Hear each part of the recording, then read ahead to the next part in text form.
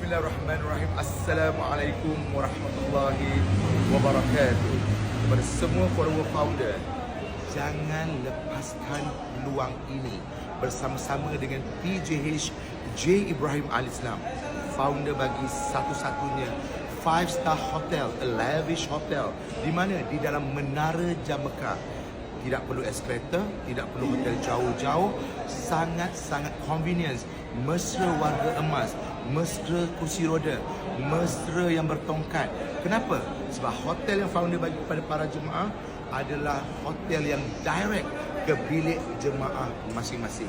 Daripada lobi terus pergi ke bilik, daripada lobi terus pergi ke restoran.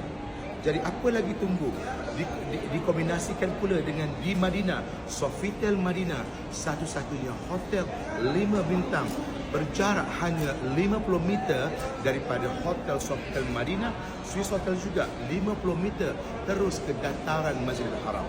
Jangan lepaskan peluang ini bersama dengan PJH J. Ibrahim Al-Islam, 5 bintang Mekah, 5 bintang Madinah. Dapat pula Azizia yang bersebelahan dengan Kompleks Jamarat. Lepas tu founder bagi speed train. Lepas tu yang paling seronok lagi kepada para jemaah, terutama mereka yang nak buat haji pada tahun ini, anda semua insya-Allah disantuni sendiri oleh founder daripada awal sampai akhir.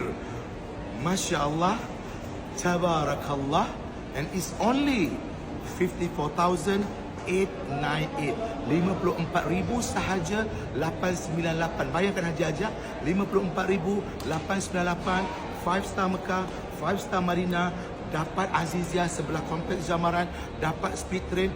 Kalau nak upgrade suite Kaabah View, halo-halo dengan founder.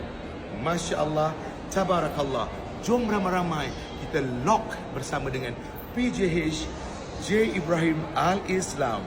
Masya-Allah, tabarakallah.